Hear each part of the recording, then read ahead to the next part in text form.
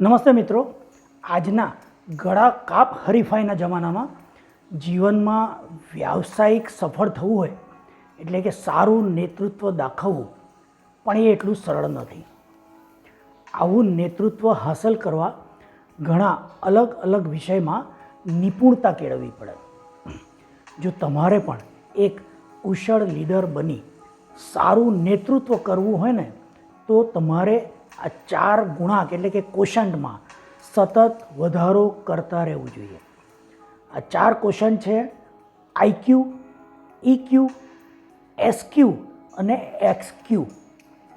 આ વાત શ્રી જેકોબ બોવિન નામના એક વ્યક્તિએ તેમની લિંક્ડઇનમાં એક પોસ્ટમાં ખૂબ સારી રીતે સમજાવ્યું હતું અને તેમના આ લેખમાંથી આજે હું અહીં થોડું રજૂ કર્યું છું, જે નેતૃત્વ કરતા ઈચ્છતા યુવાનોને મદદરૂપ થશે. લીડરશિપ માટે સૌથી પહેલો છે આઈક્યુ એટલે કે ઇન્ટેલિજન્ટ ક્વેશન્ટ. એ ખૂબ સારો હોવો જરૂરી છે. આ છે બુદ્ધિમત્તાનો આંક.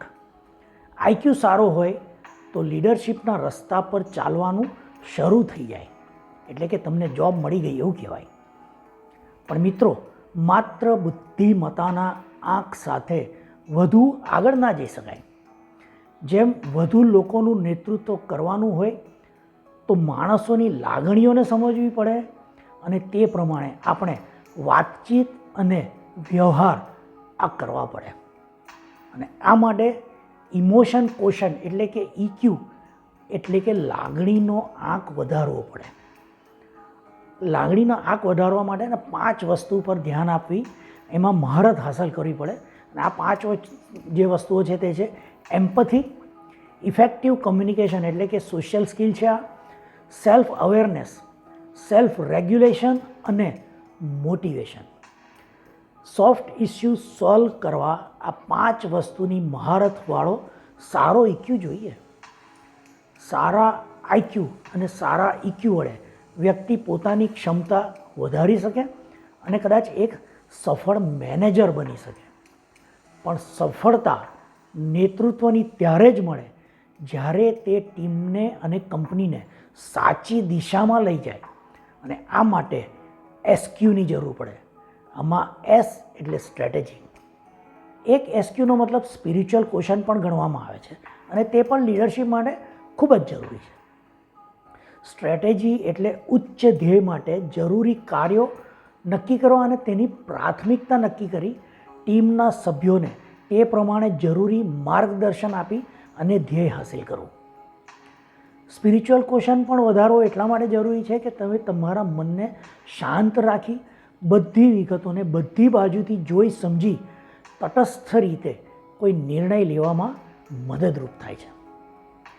પણ આ 3 ક્વેશ્ચન સાથે સૌથી અગત્યનો ક્વેશ્ચન છે એક્સક્યુ એટલે કે એક્ઝિક્યુશનનો ક્વેશ્ચન. આના વગર બધું જ વ્યર્થ થઈ જાય. જેનો એક્સક્યુ ખૂબ સ્ટ્રોંગ હોય, સારો હોય તેવા લીડર ગમે તેવી મુશ્કેલ પરિસ્થિતિમાં પણ પોતાની ટીમને જરૂરી માર્ગદર્શન અને કાર્ય પદ્ધતિમાં જરૂરી ફેરફાર કરાવી ધ્યેય સુધી પહોંચાડે છે અને સંસ્થાને એક નવા મુકામ પર લઈ જાય છે. આ 4 ક્વેશ્ચન ઇન્ટરડિપેન્ડન્ટ છે એટલે કે એકબીજા પર નિર્ભર છે. આ 4 હોવા જોઈએ. જે લીડર આ 4 ગુણાંક એકબીજાની સાથે અલાઇન કરીને એક સાથે મળીને બધા સાથે કાર્યરત હોય ને તો તે જરૂર એક સફળ લીડર બને. આઈક્યુ લીડરશિપનો પાયો છે. ઇક્યુ કોલાબરેશન કરાવે છે ટીમના મેમ્બરો સાથે. એસક્યુ સાચી દિશા નક્કી કરે છે અને એક્સક્યુ ધ્યેય સુધી લઈ જાય છે જરૂરી ગતિ સાથે. આશા છે કે આજના આ વિડીયોમાં જણાવેલી માહિતી આ વિડીયો જોનાર યુવાનોને એક સારા કુશળ લીડર બનવામાં અને કુશળ નેતૃત્વ દર્શાવવામાં મદદરૂપ થશે. તમારો લીડરશિપનો આવો કોઈ અનુભવ હોય જે યુવાનોને માર્ગદર્શક બની શકે તો અહીં નીચે કોમેન્ટ બોક્સમાં લખીને જણાવશો. આવતા અઠવાડિયે હું નિલેશ ખીમસરિયા એક નવા મોટિવેશનલ વિડીયો સાથે આપની સમક્ષ ફરીથી હાજર થઈશ. ત્યાં સુધી તમે આ 4 ક્વેશ્ચન ઉપર કામ કરવા લાગી જજો, જેથી તમે પણ એક કુશળ અને સફળ લીડર બની શકો. આવજો.